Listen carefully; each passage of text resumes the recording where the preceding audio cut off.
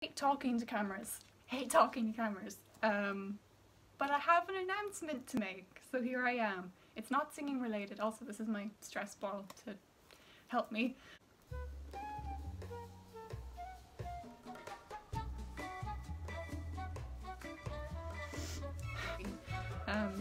Anyway, so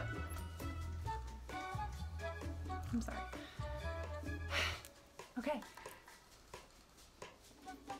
But I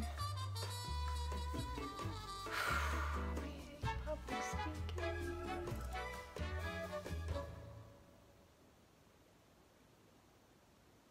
I have an idea. Hi, please excuse the fact that I have to sing. I panic when I talk on camera, but I have something really big to announce, and it can't wait any longer. I promise I'll explain and push you out of your pain, but something like this isn't something I do every day. Okay, I wrote a book, a poetry book. It calls for celebration, by the way it's called Green Carnations. I wrote a book, a poetry book, with 24 other LGBTs. I'm honored to be in a book with ye.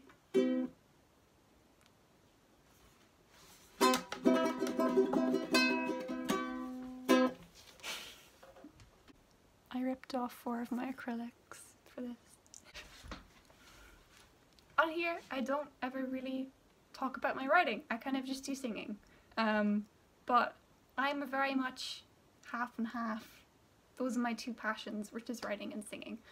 I've been writing poetry for myself since I was about 12, 13. That's kind of when I got the most anxious and when my little basket of mental illnesses kind of appeared on my doorstep. I wasn't able to sing.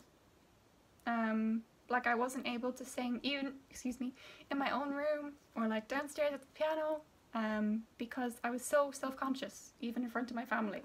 And now you see me literally just belting in the toilet every day. While I couldn't sing, while I was kind of going through a lot of stuff, I just wrote everything I wanted to say. Put one slam poem up here in 3rd year when I was like, the junior cert is bad. I did not know what the Leaving Cert was gonna be like. Let's go back to April 2020. I was doing my Leaving Cert, maybe. Doing my Leaving Cert, which meant that my anxiety was up to 100 and I wasn't sleeping. So what do I do when I can't sleep? I write. I write stories, I write little diary entries that are kind of stylized, or I write little poems. One night I was like, you know what I'm gonna do? I'm gonna go on to poetry.ie. This is just what I do when I'm in a crisis. I just like, does anyone want to hear all of the thoughts I have been putting onto paper for the last month? I entered this competition and I did not expect to win or for it to go anywhere. I, along with 24 other poets from Ireland, and we are ranged from 18 years old, which is me, and I think there are 2 other boys, Leon and Adam. I think they were also doing their Leaving Cert at the same time, so they'd be around the same age as me. We'd be the youngest in the book, and it ranges from ages 18 to people in their 30s, which is insane. I'm so honoured to be surrounded by like proper poets. Not proper poets, you know, but like they're like, that's what they do for a living. There's like a primary school teacher in there. There's like big managers of things. Big managers of things. My writing is in a book. Which is insane.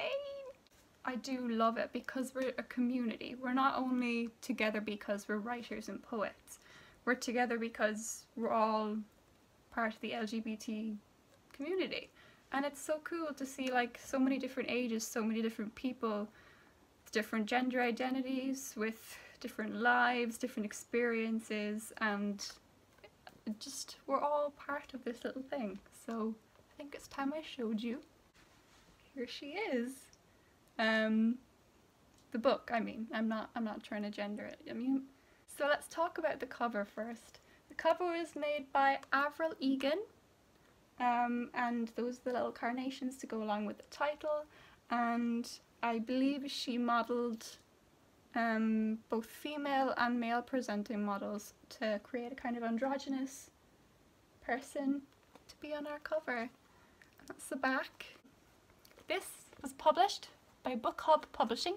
They're an Irish company, and they were partnered with Rare Swan Press, who are based in Switzerland.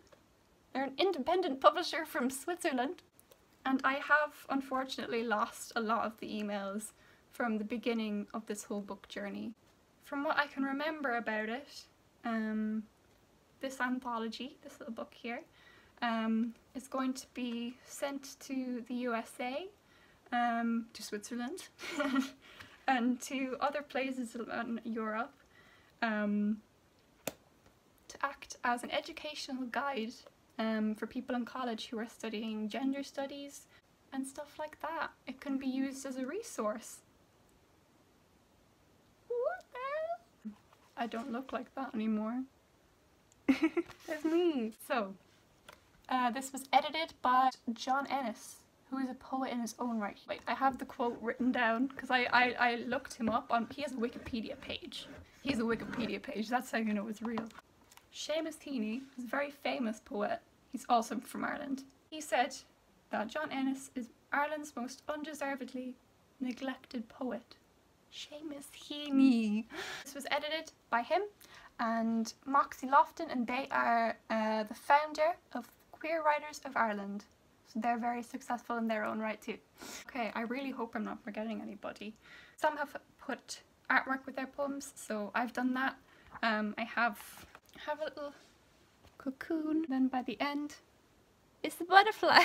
I wanted to add a sort of theatre theme. It begins with the overture, which is There's a Bird, that's the first poem.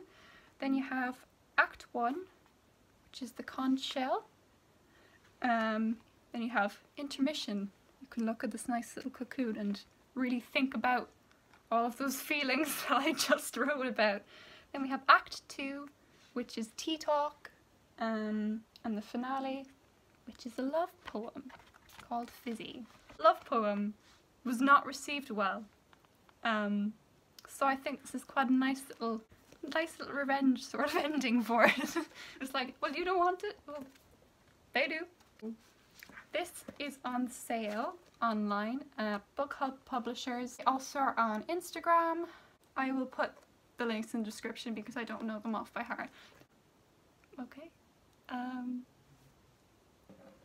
Thank you. Bye.